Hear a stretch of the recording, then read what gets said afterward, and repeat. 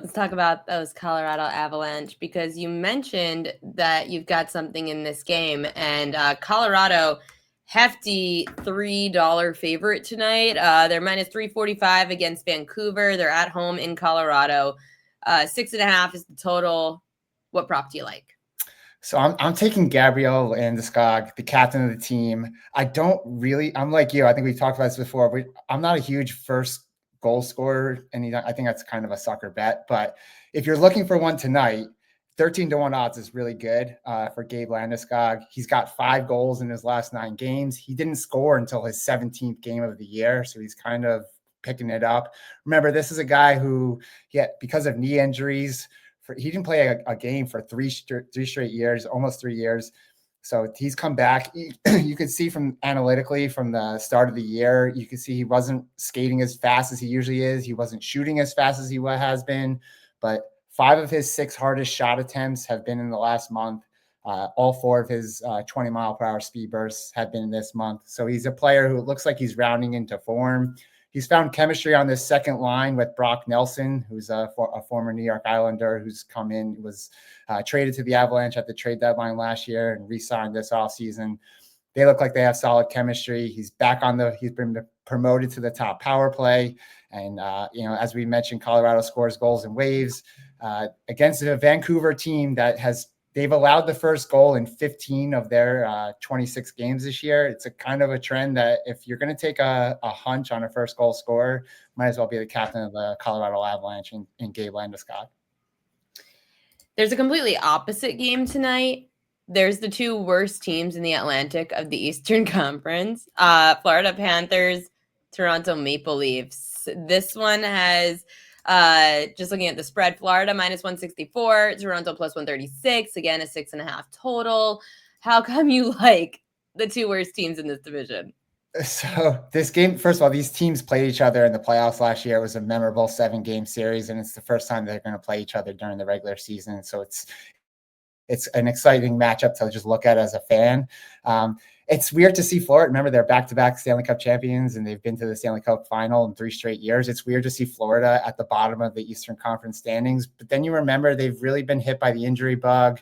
Alexander Barkov before the year tore a knee ligament, so he's not going to play. Matthew Tkachuk is on the mend, and he's coming back, and he should be back fairly soon, but he hasn't played a game this year. They've had a couple of other key injuries in other spots. So it's weird to see Florida down low. I think that's a team you're going to look for them in the second half of the year to really propel themselves back into the playoff hunt. I'm still not selling my stock on Florida. I think they're a good team. They just have gotten off to a slow start. They've played a lot of hockey, so it's a little rough. With Toronto, man, it's just been a weird year. Offensively, I think they've been great. The goaltending that they got last year, they haven't really gotten yet. They've battled some injuries. Joseph Woll missed this first part of the year with a leave of absence. Anthony Stolarz was just okay. Then he got hurt. Joseph Woll is back. So it's a little bit of a weird situation in net. They haven't really gotten solid goaltending. But for their game against Florida, I really like Matthew Knies. Austin Matthews missed a couple of games, who's a frequent line mate of Matthew Knies. And he's back now. The 2 of them they factored on the same goal 3 times in the last 2 games. I kind of like that trend. Matthew Knies, he set career highs in goals last season. He did not have a point in the last 4 games of that playoff series last year. So I think he comes out hungry, wanting to score goals. And again, that tandem with Austin Matthews is one to watch. I think they get off the schneid tonight and Matthew Knies scores a goal. Yeah, especially on that line with Austin Matthews, everyone probably publicly on him and look for somebody who might not be Austin Matthews. We've got this game between Ottawa and Montreal. Close game because it's the 3 and the 4 in the division. Montreal minus 102, Ottawa minus 118. They're in Montreal tonight. What you got? Yeah, basically even money, as you said. I kind of like Slavkovsky. Juraj Slavkovsky, another top overall pick to go back to trend we were talking about before. He got off to a hot start, then slowed down a little bit. He's been paired on the same line with Ivan Demidov, who's a Calder Trophy candidate as Rookie of the Year in the league. He's second in the league in points amongst rookies, and he's a leader amongst rookies in assists. They're playing on the same line together. They both have 4 points in the last 4 games. It's a really good trend. Ottawa and Montreal are very similar teams. I think they're going to come down to the wire in terms of battling it out in that Atlantic division to see who goes to the playoffs. I think I picked Montreal at the start of the year. I like Ottawa as this season has played out, but Slafkovsky is a player who is very strong. He gets to the middle of the ice. He's already has 6 goals from that high danger area of the ice, which is basically the slot area and in. If he gets there, he's a big body. He's tough to move, and I like him to get at least 1 point tonight. So the Tampa Bay Lightning, Nikita Kucherov is their points leader. Yet you're going under 2.5 shots on goal plus money, so plus 125 is nice. And in this matchup tonight, they're facing the New York Islanders. How come we're fading the points leader of the Lightning? So I'm going a little bit of a hunch here. First of all, the New York Islanders have they made a coaching change last year in the middle of the year. They hired Patrick Waugh. Patrick Waugh came in and he really stressed defense and goaltending, obviously as a Hall of Fame goaltender himself. They don't allow a lot of shot attempts or shots on goal. And in the last 5 games, they've allowed the second fewest shots on goal of any team. So I like that trend. With Kucherov, the other reason I kind of am fading the 2.5 shot prop is he's playing on the same line as Brandon Hagel. Brandon Hagel was the number 1 star in the league this past week. He's getting all the scoring chances, and he's the one who's shooting. He's the high shooter on that team, and specifically on that line.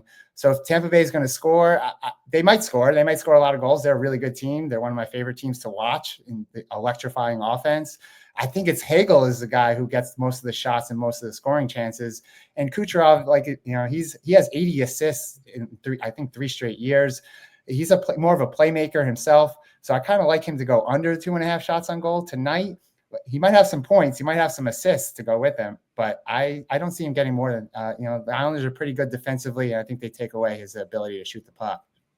Another New York team good defensively, the New York Rangers, who are top 5 in goals allowed, yet they're up against a Dallas Stars team tonight that's top 5 in goals scored. So it's going to be a really fun matchup, seeing great offense versus improved defense by the New York Rangers.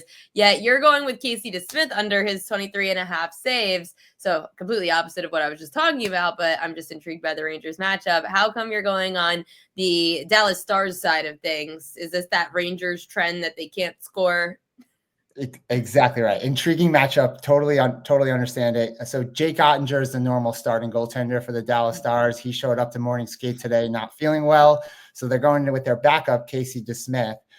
I always, when I was a player too, not much of a great player, but whenever I had my backup goalie in net, I played a little bit more defensively and cared a little bit more on the defensive side of the puck. I have a feeling that's exactly what pros do. And they know that they have to be, they have to block shots. They have to back check. They have to do the little detailed things to make sure that they're not allowing a lot of shots. So the Rangers too, first game without Adam Fox. Adam Fox got injured in the Rangers last game. He's going to miss some time. I know he plays defense, but he's a big part of their offense and a big part of their power play. So I like the under with Casey DeSmith. The Rangers have only averaged about 17 shots per game at home over the last 5 games. Why? Why? I thought we were going to fix this after the first couple of weeks. That's pretty alarming. That's a very alarming trend. I think their shot attempts have been normal. They're just not able to get the shots on goal. I think teams know how to play defensively against them. There's something going on home ice, clearly, at Madison Square Garden with the Rangers. They're allergic to scoring, allergic to shooting. It's not a great trend. And as long as that continues, I like Casey DeSmith. He might do really well in terms of his save percentage tonight, but I just don't see him getting enough shots to get to that 23.5 number. So I'm taking the under. My favorite part of going to Ranger games is singing the goal chant. It is the best scoring chant in all of sports. So until this trend ends, I'm not buying tickets, because if I can't scream goal, I'm going to be pissed. I totally agree. As one who grew up going to the Garden too and chanting a lot of Rangers goal songs, it's so very weird. Something's going on. The Rangers came into this year. They didn't have a very talented top 6, and which is what the top 6 forward lines is really what teams look at and see how strong they are. The Rangers didn't have a strong depth position, and they've only just gotten hurt. I really think the Adam Fox injury couldn't have come at a worse time for the Rangers. They really need to score, and Adam Fox is a huge part of that, especially on that power play.